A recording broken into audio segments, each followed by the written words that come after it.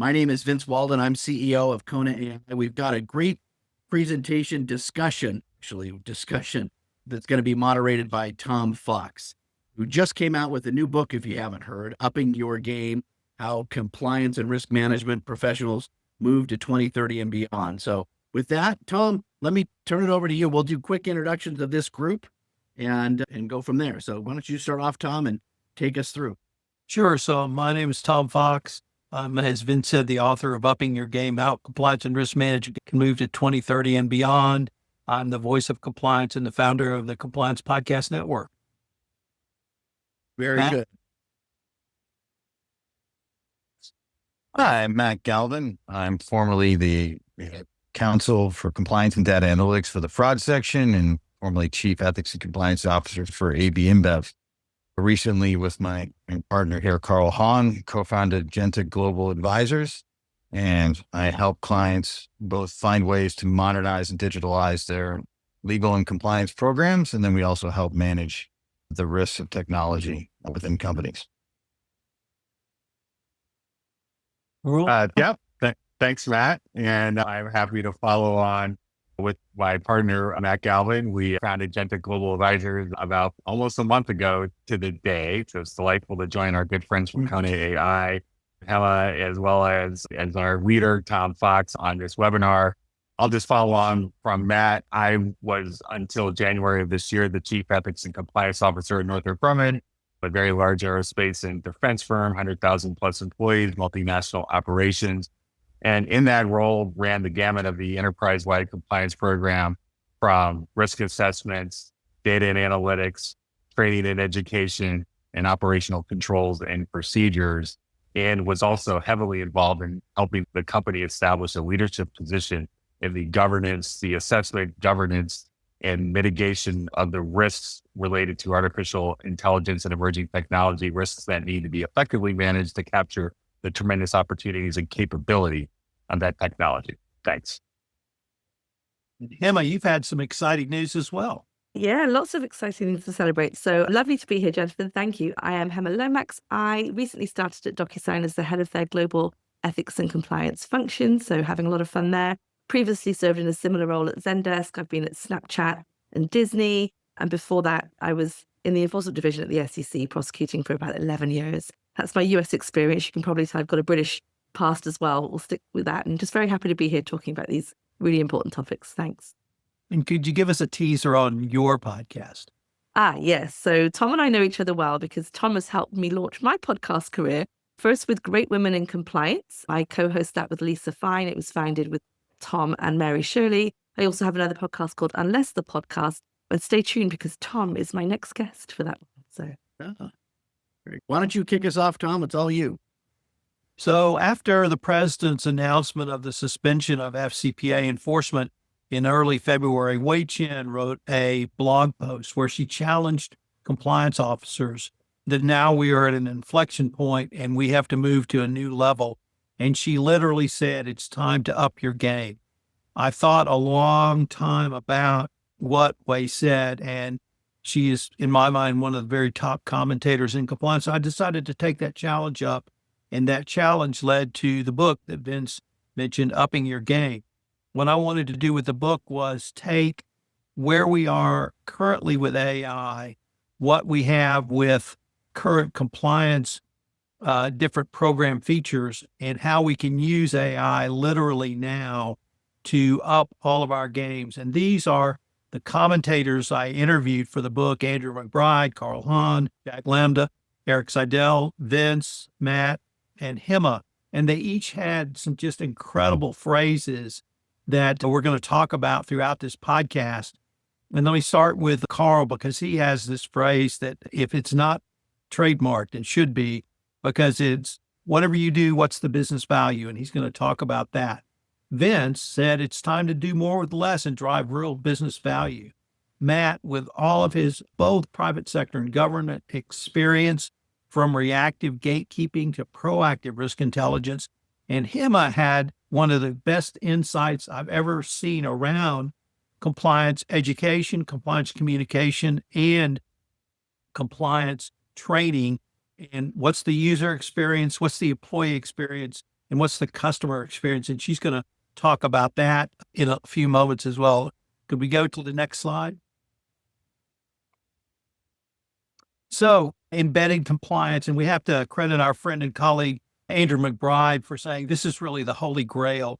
But Matt, I really wanted to start with you because you have consistently told us or tried to communicate to move from reactive gatekeeping to proactive risk intelligence. Why do you see that as so important, and how could embedded compliance lead the compliance professional going forward? Sure. When I take from experience of evaluating dozens upon dozens of compliance programs at the department, you see a kind of an evolution of maturity with how different compliance programs embed technology and can embed systems and processes. And historically, compliance was very oriented at process and documentation. And then you put that in place, and then you audit it backwards looking. And you might be very antiquated and do it by random sampling. You might have other kind of base level statistical mean, but it tends to be retroactive. And that's the second line and third line often function in those. There's a convergence. As you bring in data, something like KonaAI or other kind of similar type product, in real time, you move that towards that lag between what happened on it to continuous monitoring. And the closer you get, the faster you can integrate systems and the more enabled your processes. And the more you're using different technologies like AI to reduce kind of what you're getting to signal that you can operate faster, the less there's a lag between action and risk management. And ultimately that kind of converges and theoretically could be in a state of you have things populating, you have AI signaling, and you optimize control functions. And your kind of third and second line converge, and your risk management of different functions can converge. You can work together very quickly. But as that evolves even further, what you should expect is you're not only pulling data very quickly, you're not only triaging it relatively seamlessly, you have human input working very quickly, but then you'll start to see predictive patterns of what's happening. And so rather than wait for things happening in time, the most mature programs, and I think the program of the future, is going to have statistical probability of what's going to happen next. What does the future look like? And that's the trajectory from distant past, the current time. And the goal, I think, of all technologies is to go from past continuous monitoring to predictive future. And then you're really, truly optimized in terms of resources because you're putting things and intercepting things and putting resources where they count, where others will have the greatest impact based on the best use of information to hand. And that's what I mean by that. So Matt, you were one of our industry's leaders in this area back at AB InBev. Is this something that you would expect or could see the regulators moving towards, suggesting this type of approach as well? Or has that already been suggested? You certainly see a patchwork, and you certainly see different firms investing in technology where I think even the more advanced functions, it wasn't so matter of a lack of investment in systems and processes always. Sometimes it was about being integrated into the system, into the incentive structure, into the workflows, into the business. How much we're using systems to drive transparency, thinking through all the behavioral change that can happen from doing that. Now, where's the market now? What's happening? Well, clearly there's a shift in priorities politically, and clearly there's a question mark around the future of the FCPA. Clearly there's a redirection of a lot of kind of fraud resources towards fraud and fraud against the government.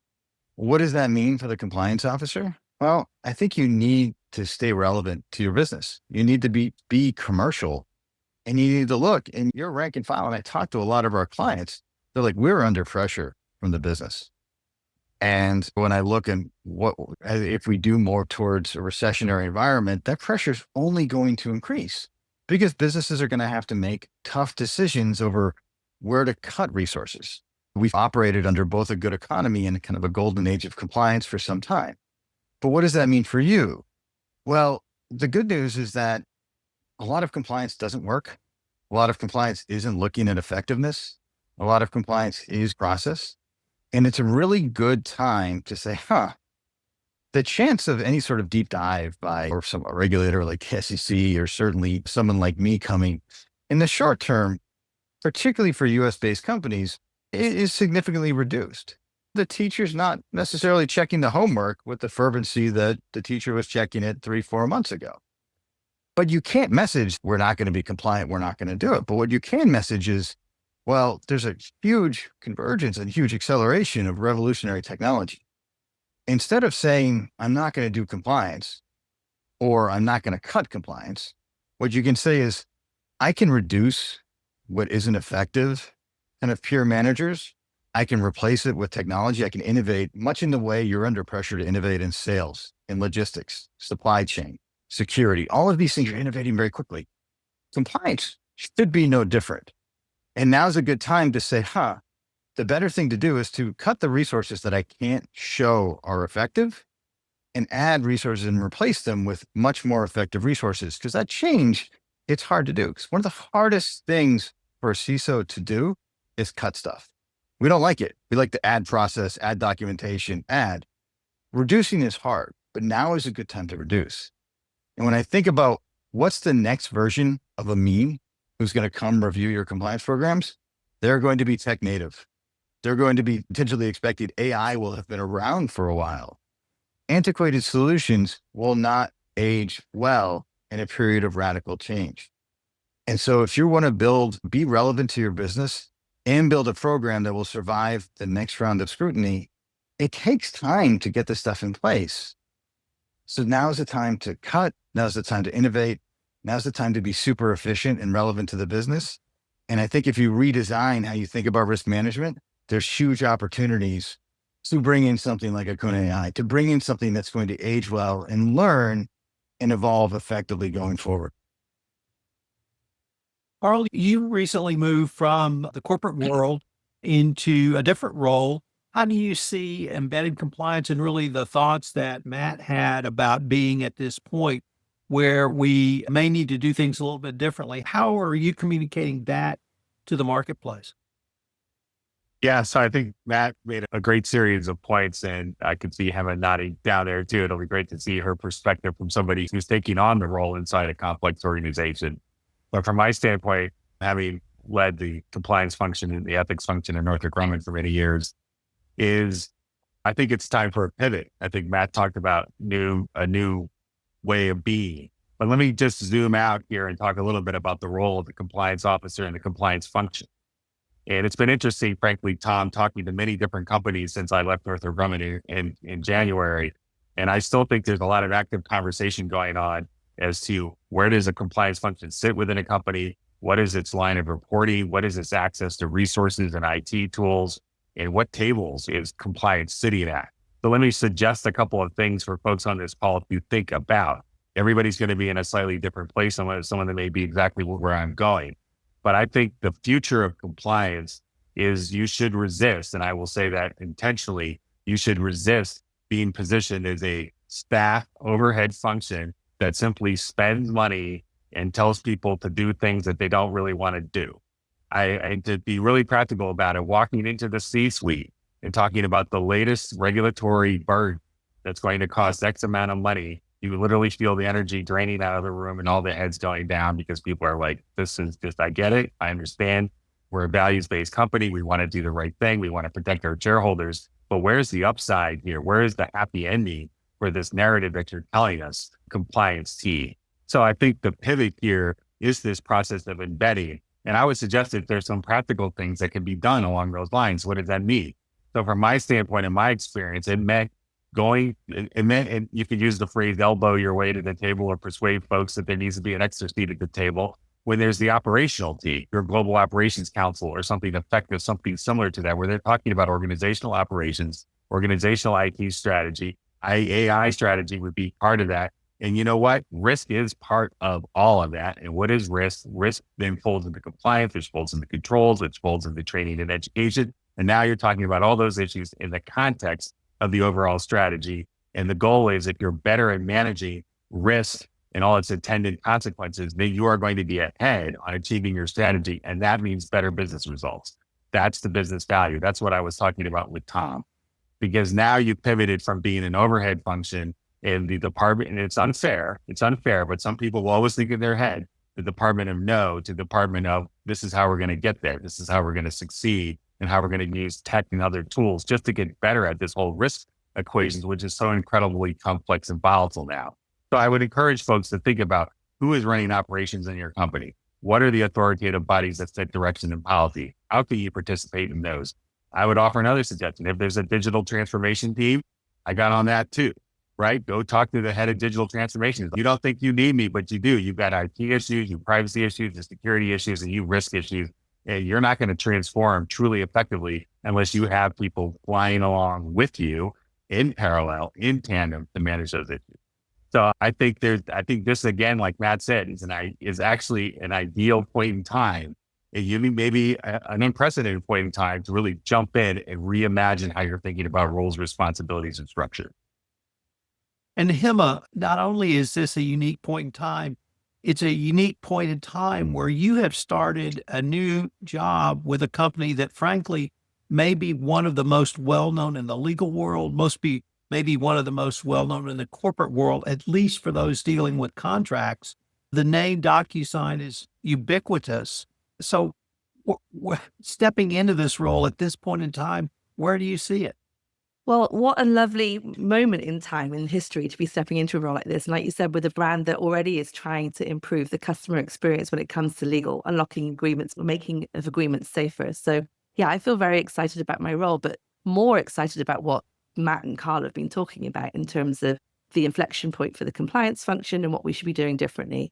And so now with the promise of AI and emerging technology, what should we be doing? I 100% agree with Matt and Carl that we need to be using this moment in time and the opportunities that give us to embed compliance and make risk relevant.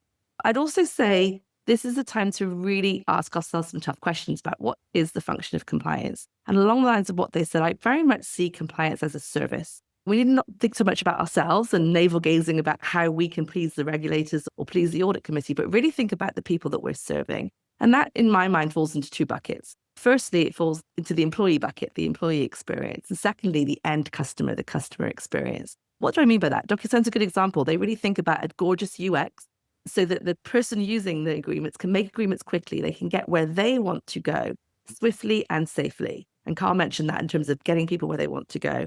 So we want to make sure that we're adding to the trust in risky business, right? So I like to use that idea of risky business. A lot of what our people want to do, they want to go somewhere that might have some inherent risks. They may know the risks, they may not know the risks, and we want to help them get there swiftly and safely with ease and peace of mind.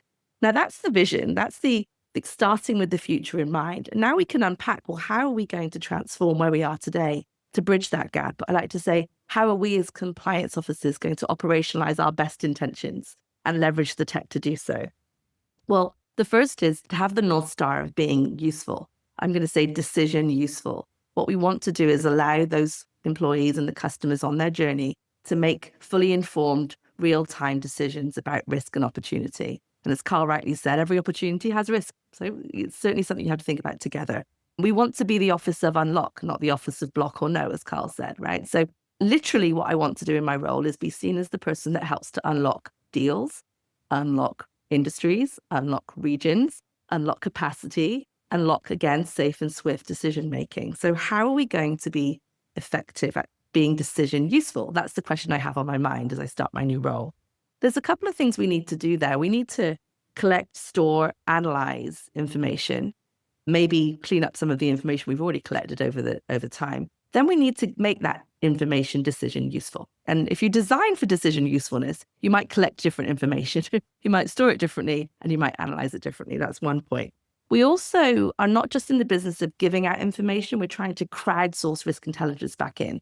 Funnily enough, from whom? The customers and the employees mainly, right? They're the ones on the front lines. They're the risk owners most of the time. They're the ones with their hands on the steering wheel, and they have eyesight that we will never have as compliance function. And we need to effectively bring that information back in. So I've said collect, store, analyze, exchange information, give it out and get it back in. What can we do with the technology to make sure that we're doing that? That's my question. I don't have all the answers, but I have a lot of questions. And the good news is there are a lot of exciting initiatives in the minds of these entrepreneurs. So I happen to serve on the advisory board of the Legal Tech Fund. Zach Posner is the co-founder and managing director of the Legal Tech Fund. And he's always saying, we need to prioritize a gorgeous user experience. Why is he saying that? Because with AI, coding is not going to be as difficult as it was. So the push now for entrepreneurs is not to be great at coding. It's to be great at user experience. Why? Because we're not going to be able to exchange data if our users aren't, let's say, engaging with our tools. So no matter what resources you've managed to get as a compliance function, no matter what you invest in, if you haven't invested in something where our users, our customers and our employees are engaging with our tools, either to receive information or give it back, we're in trouble, folks. We're in that gap between purchase of tech, but not using tech. And there's a good article out there recently, I think in Law 360, talking just about this gap. So how do we bridge this gap? Well, I'd like to take my inspiration for things around me. We talked about the journey. When I drive into DC from my home here in the suburbs, I rely on a GPS navigation system to get me to my destination safely and swiftly. I do that for my journey, not for your journey, Tom, not for your journey, Carl, but for mine. So first, we need to make risk relevant to the journey of our customer or our employee, number one. Number two, we need to make it easy to give information that's relevant on that journey. I need to know about the speed limit, the potholes. I need to know about an obstruction or a blocked road, and an alternative route would be very helpful. It allows me to make decisions. Secondly, Waze allows me to crowdsource back in information. If I'm the first to see an obstruction in the road, I can tell Waze, just Google. Google will send that back into their data storage. They will analyze it and quickly let the person behind me know there's an obstacle. So really crowdsourcing intelligence and leveraging AI to bring that back out to the masses that are on the same journey. I use Waze as an example because that's what I'm looking for my customers, for my employees. I want a gorgeous user experience where they will say they won't make that journey without turning on Waze. That's how I am with Waze. It's sticky. I rely on it. Pry it from my dead hands. I'm not driving without it anymore. There are other apps like that, Park Mobile for parking, for example. If you've ever seen those DC parking signs, it's like a long policy book. I give up. I don't try to read them. I use an app, a gorgeous app that tells me where I can park swiftly and safely and get to my destination where I want to go. So I use those analogies just to inspire all of us to think about the end user, think about whether we're being decision useful, consider ourselves as compliance as a service. And that's the way we're going to increase trust in risky business. That's the way we're going to be seen as the office of unlock, not block. And that's the way, to Matt's point, we're going to be embedded in business functions rather than being seen as a separate compliance function on the side. Now, who did I forget about? The regulators, the audit committee, and the C-suite. I have a hunch, I'm going to make a gamble here, that if we do what we've just said, embed compliance, focus on the user and customer experience, those three are going to be very happy. Why? Because now risk is relevant. We've been resourceful. We're not just collecting data and making documentation. We're making sure that every activity that we sign onto is decision useful and not just activity for activity's sake. So I'm really looking for compliance as a service. I'm looking for impact at scale. And that's my call to action to all of my peers in the compliance industry, but also those wonderful engineers that AI can code for you now, but you really need to focus on getting me to use your stuff. We can, but first I have to drop the mic, Hemma, if you can see that. That's me dropping the mic. Well, that was great. Said. I love that. Well done. And one of the topics, and again, that we explore in the book, following your point to embedding and a continuous monitoring, is the predictive analytics side of the house. When you think about, in the ECCP, it talks about what's your measure of precision and recall. What does that even mean? And I would bet half or more of the folks on this call and listening in have never heard of the word F1 score. What's your F1 score? What's your measure of precision and recall? Guess what? In the next 5 years, you're probably going to know what that is. When you think about predictive modeling and training models, when you see a risky transaction, when there's a high risk vendor and you can select it, do an investigation or do a review of it and say, yes, indeed, that is a improper payment or a risky transaction. When you click that as a high risk, that tells the model, hey, find me more like this. Most of you as a compliance back in your investigation or legal days, if you've done email review, it's the same math, the same concept. When you found that smoking gun email, you said, find me more like this. It was called technology assisted review. It's 20 years ago, right? That same, and I'm not even talking generative AI yet. We'll get to that later. And that's all the buzz. But predictive analytics has been around for years. But to date, in KonaAI, for example, we've processed over $1.3 trillion of our customers' data. Some of the largest companies in the world, about more than 2 dozen, And that has really driven some great insights into these models. For example, when a payment is urgent, bypasses due diligence, it's statistically anomalous, hitting on sensitive keywords and typically a round dollar amount, that is oftentimes the profile of an improper payment. But what is it for your company and your industry? All those things will be unique to you. And that's what that model will find out. So predictive analytics is just the start of how we can use AI to really gain insight and capture the knowledge of your investigative or audit or compliance team. This is one where when I think about third-party risk management and what that process looks like, because I have the luxury of controlling the screen, I'm actually going to go to a website and show you what that looks like. This is a more of a visual diagram. This is on our KonaAI on how it works. But if you think about, again, how do we operationalize compliance from a monitoring perspective? Most compliance officers and folks on this call perhaps think of third-party due diligence as the vendor background check. And that is true. The average Fortune 500 company spends $3 to $5 million a year on third-party due diligence. That's a lot of money.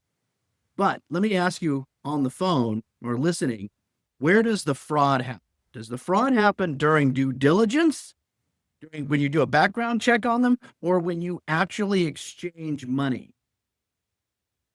The fraud happens obviously when you're exchanging money with a third party and doing business. Not to say that due diligence is important, but your job is only halfway done.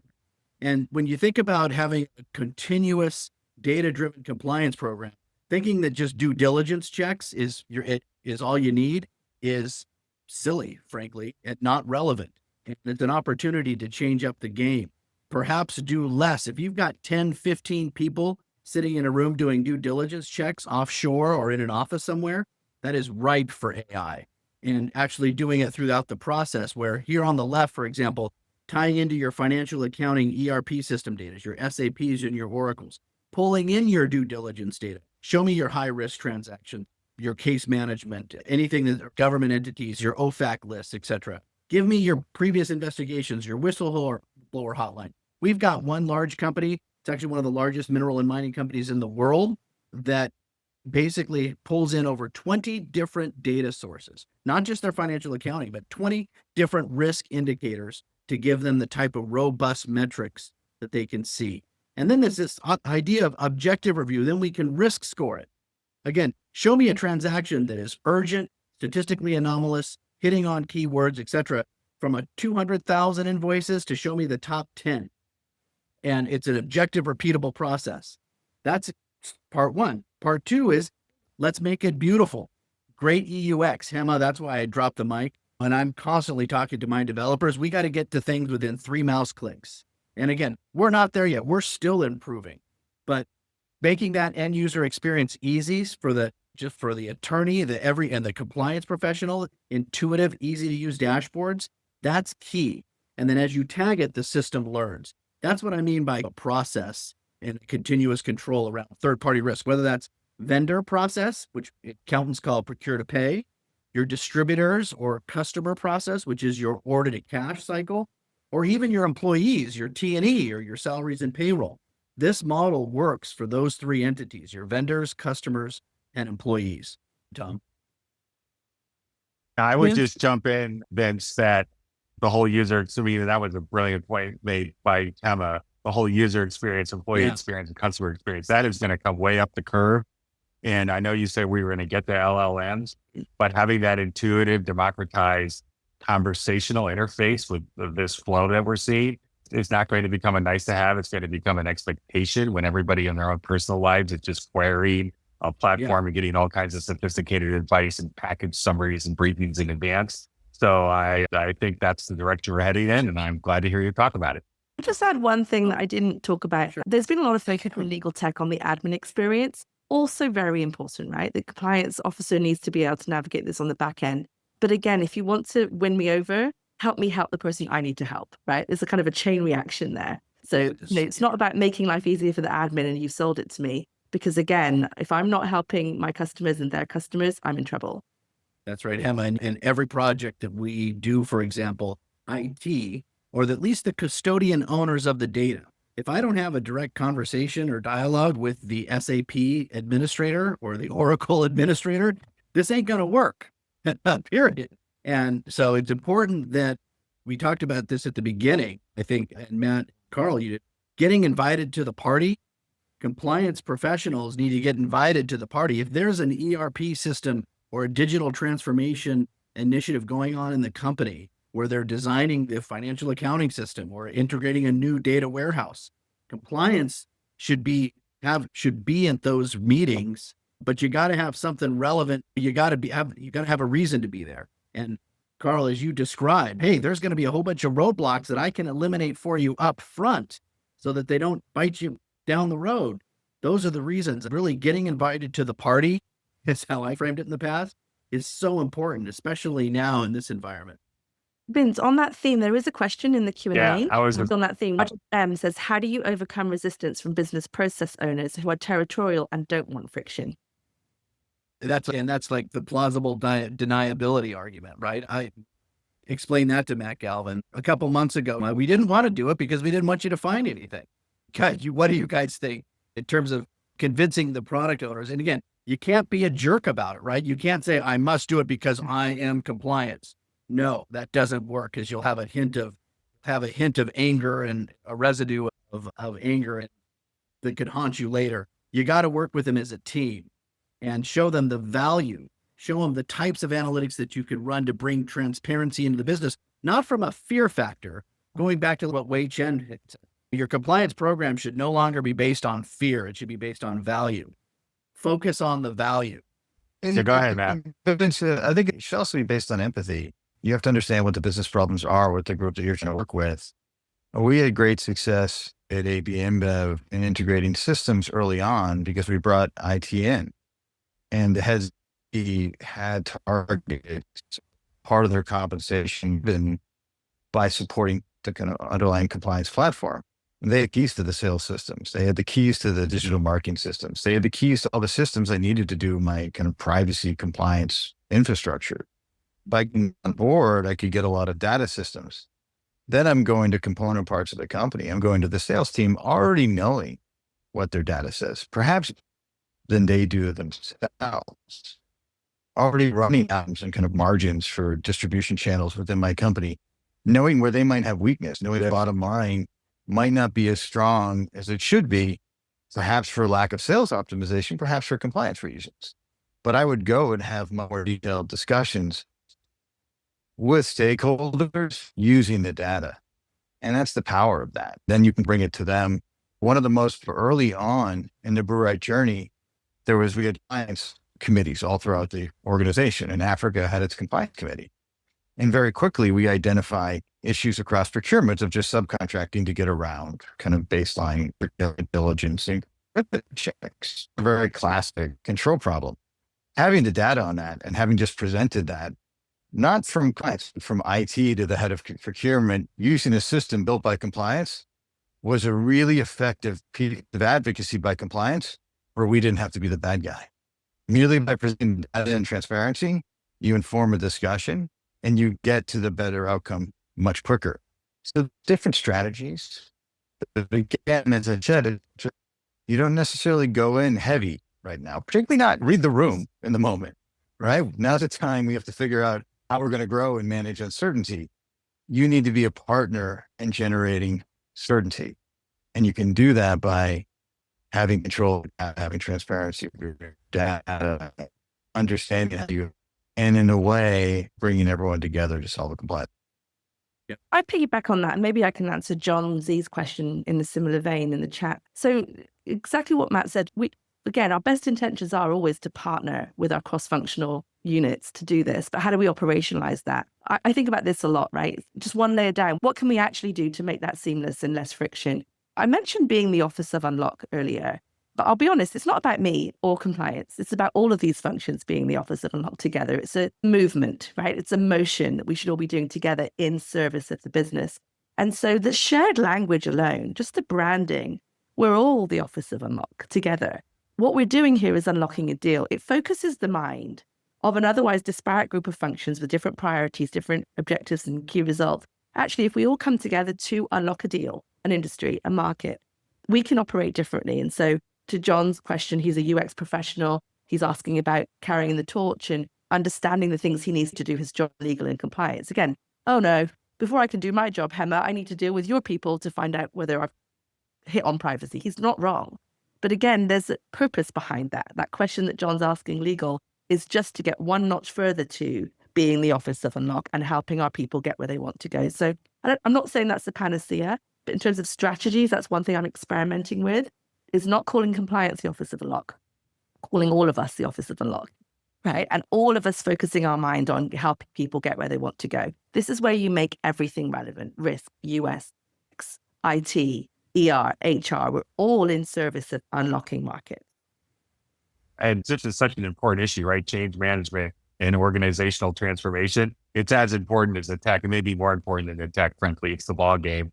So Coalition for Change, expressing the empathy that Hemma and Matt both expressed. I will go to the third category, which is when none of that works and you still have resistance and saboteurs and fiefdoms and folks that just aren't teaming. And this does happen in complex organizations. You need that top cover. You need that strong leadership from the top, and you need to get out with at least one consultant that's called the power tools, because you really got to get in there and you got to make this stuff stick.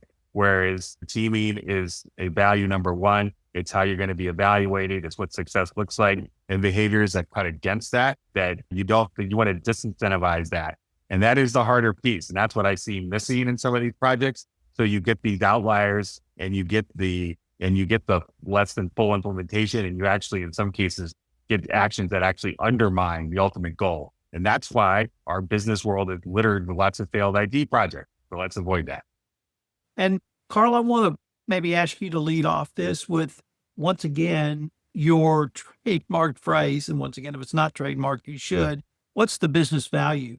Because what I want to really explore with you is, and you touched on that a little, how can we move from continuous monitoring for compliance to continuous monitoring embedded in the business operations, giving the businesses the information they need to make a business decision or a business judgment and move forward with a business transaction, literally at the speed of AI with the tools of tech tools and AI and compliance?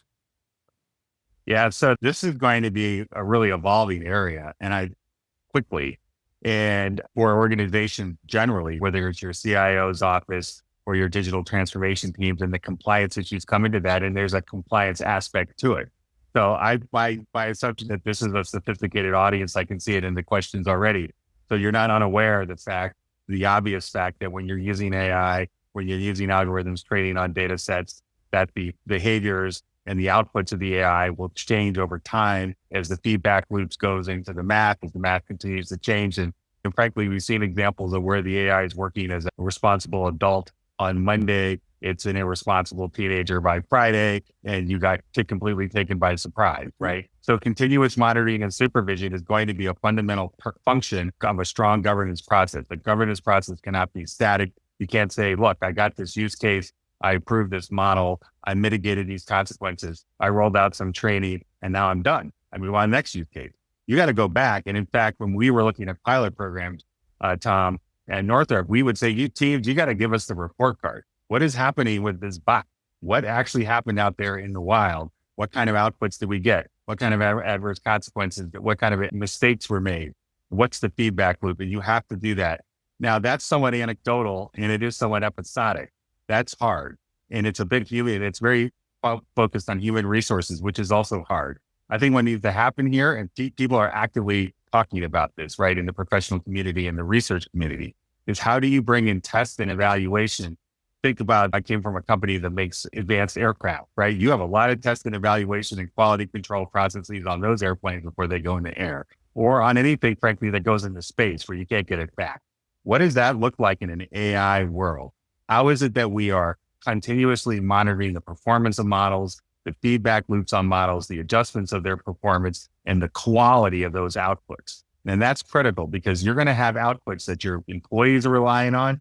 And I think, as you pointed out, Hannah, especially given your business, your outputs are relied upon by customers. And they're not only just relied upon by customers, they're actually used to create legally binding documents, which has become litigated. So that's a really kind of high stakes output. So it better be right. And it better be tested and evaluated and accurate. Since I'm talking to a group of talented professionals, I think there needs to be more collective action here amongst industry to set standards, to talk with some common protocols. I would not look for a regulation or a strong sort of legislation on this, particularly in the US right now. You may get something out of Europe on conformity testing, but I actually think this back end of testing, evaluation, and monitoring is a tremendously important component of AI governance and risk in taking advantage of AI opportunity while managing risk. But I have to say, we have work to do. And that's part of the work that Matt and I want to work on in conjunction with companies like Vince and others.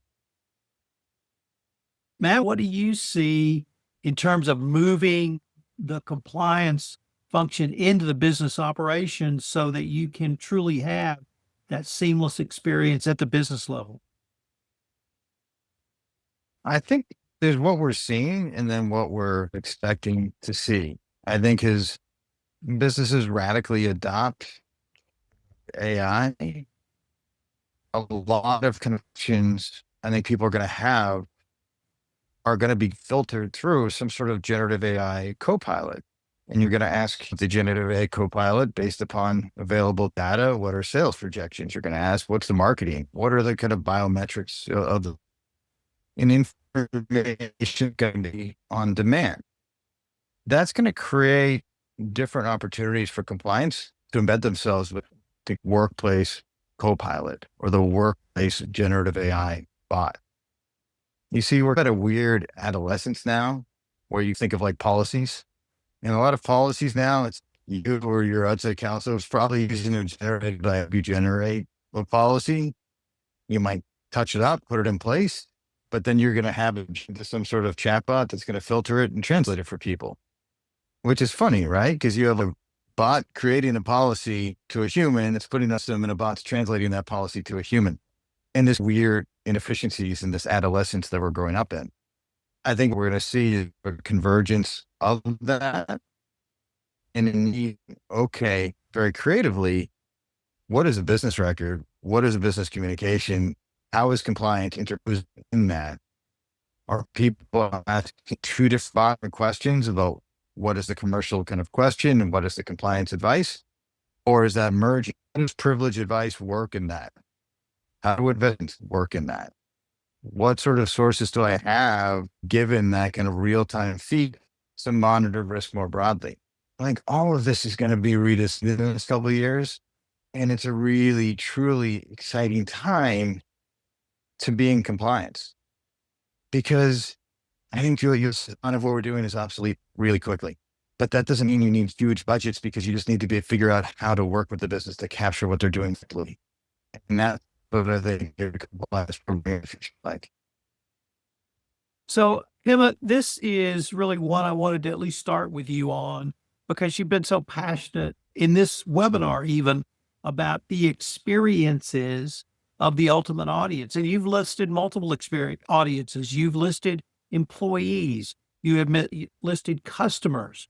You have listed third parties who may be consultants or suppliers to your organization. You've even listed the board of directors, potentially regulators, senior management. So what I really wanted to maybe explore with you is in terms of compliance communication, which I'm going to have both training, communications, and other, why is customization for all of those audiences so important? Well, it goes back to compliance as a service, doesn't it? It goes back to who you're serving and having empathy for your end user and making it decision useful. And I think I'm going to use another framing. We don't want knowledge management. We want wisdom, right? It's just not about knowledge anymore. Knowledge is ubiquitous. It's all over the place. Back to let's belabor the driving analogy. I am not forced to read the highway code once a year as a driver. I don't have to take any classes, any click-throughs. There are other forces in play that have helped me be a good, safe driver getting on my way as a driver. And it's the same kind of thing. We need to really blow it up a little bit, Tom. I know there's customization. I know there's test out. I know there's some really good things that are being done in the training and communications place. There's great vendors. But what if we just step back a little bit and thought about what we're trying to do here? We're trying to help people get on their way swiftly and safely without burdening them. Let's start with policies. I know that's not what this question is about, but I often tell the tale of when I was driving around in London. You guys over here, I think, use MapQuest, but we used to have these big, thick volumes of an A to Z, and A to Z, and we would put them on our steering wheels, and that's how we would get around London. And the policy book and the training package, and even sometimes the newsletters and the comms remind me of that thick A to Z, that thick A to Z, where, the only people that knew it, funnily enough, were the people that drove around London all the time, the black cab taxi drivers, and they had to study for years to know what they needed to know to do that. So yeah, we've come a long way from my paper A to Z. I want us to be thinking the same when it comes to compliance education and communication. So customization is key for sure. Customize it not to just my preferences. We know from learning and education, there's different user preferences when it comes to education and learning. How about customize it to my behaviors and my habits? That's better. That's easier. Make it easy for me to adopt. Make it sticky so that when I need to get the information, I know where to go. And when I don't know what I don't know, someone's there guiding me. Another framing I like to use is we don't want to be the hero in anyone else's story, right? It's very easy for a compliance function to think of themselves as the hero. If we're the hero, who's the villain? Unfortunately, we sometimes position our employees and our customers as the insider threat or the people that don't know the risk. And gosh, if only they had me on their shoulder, they would be okay. Well, we've got to rethink that as well. That's another framing we need to rethink. We don't want to be the hero in the journey of our employees and our business. We want to be the guide. Let them be the hero in their own story and guide them. So compliance education and communication needs to be in service as a guide. It needs to be contextual, to your point. It needs to be real time and relevant. So when it comes to customization, what I've seen is we customize it for sales versus engineering or for customer facing versus non-customer facing. I would like to see us go further. Let's customize it for humans, the humans that we serve. Let's customize it for people that they consume 144 characters, right? Not an hour or 2 hours of click through. We're stuck a little bit. I'll give you an example. California, I think at the time of this webinar, still requires 2 full hours of prevention of harassment training. Okay? Gives you some leeway on what you do there, but it requires it. I hate to be flippant. I'm like, get out and vote, California, because we need some leeway there. We can't be forcing humans to carry on doing 2 hours when it feels irrelevant and friction. And it really makes us, it really ruins the trust that we're building in all these other wonderful ways. That was a great overview. I think that in the innovating principles, I think I've always, as a chief compliance officer, really felt customization was critical. And the vision was to be able to take Charlie, who had a role doing X, Y, Z, be pushed, proactively pushed, micro learnings and other modules that spoke to their role, what they needed to know, what mattered to them, using the language that they use in their job. And that's going to make a difference, right? But frankly, social media has gotten super good at doing just that. And compliance, for some reason, just doesn't. And it's when you have to go out and you have to find this class and you have to register, you have to sign up for it and you get on. And frankly, sometimes it's going to be a narrated PowerPoint set of decks that in a robotic voice that takes an hour to complete that everybody's trying to click through as fast as possible. That's still too much out there. I think, and I know we're running out of time and Tom's got a final question. What I want to add to your comments is we can really use tech to revolutionize this space, right? The LLMs, I'd love to test LLMs at the company. Tell me about our gift and gratuity process. I want to go to a foreign country. I want to take my laptop with me. Can I do that? Ask a bad question, still get a good answer, still go to the right place. I've seen this point you to a micro learning, being much more interactive, being much more proactive and intuitive in how training and education is being delivered. But also on the flip side, we're going to be able to develop training and education on the fly using video to text to video and many tools where you are being the producer, the developer, and the distributor of education on a much faster turn. And I think that's going to lead to this user experience you talk about, which is people are actually pay attention and they're going to be like, oh yeah, I heard about that. Now I know what to do. Now I know where to go for help. Wanted to start with Hemma, and this is the question everyone's going to get, including you, Vince. What can a CCO do now to up their game? So Hemma? There's a lot you can do. I would start with being really excited about knowing what you don't know and buy Tom's book, Upping Your Game, because I learned a ton about the use cases that are out there. There's some comfort, isn't there, in learning what other people are doing and realizing that it's out there and you're not the first. So take a look at the book because there are great examples of not this year's use cases. People have been using this technology for a while to great impact and great effect. and be curious about that. Carl mentioned this idea of learning from each other, this industry peer benchmarking.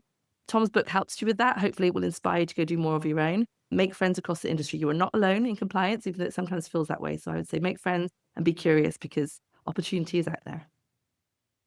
Matt? Part of the reason why we founded our group was to out of empathy for CISOs and General Counsel to kind of create a modern compliance program. You need first-rate advisory, you need investigative capability, and you have to quickly understand what systems and processes and technologies are worth your time. And it's in very well, time is finite. I used to spend a ton of time as a CISO going to India and Israel to find emerging tech and figure out how to bring it in. That's why we built a portal of technology. You can see a marketplace of 3,000 friendly vendors, with the best ones getting accredited in that. So you can make rapid selection, what's going to work, what claims are true, and how to get it in. But more to the point, I think you need to really think, how can I do it differently? What's not working for me? And if there's anything in your program right now that you don't understand how to measure the effectiveness of, it might be because it's not effective. And let's think about what to do and how to optimize now. Carl? Yeah, so I was trying to think, I really knew the answer to this question, but the idea popped in my head. And I think you should treat every day as if it's the first day on your job. Because what do I mean by that? Look around you, constantly rebuild and refresh your internal network. That's how you get those seats at the table. That's how you demonstrate that business value. That's how you show that empathy. That's how you're unlocking, not locking, as Hemma said. And you know what? I think it's easy after you've been enrolled for a while to say, oh, I've got that done. I know everybody. Actually, you don't. There's lots of people. If any big company these days, take a step back. You probably have a high percentage of brand new employees, brand new managers, brand new leaders. They don't know you. They may not even know what the company stands for. They may not know exactly what they're supposed to do. So you have to be advocating all the time.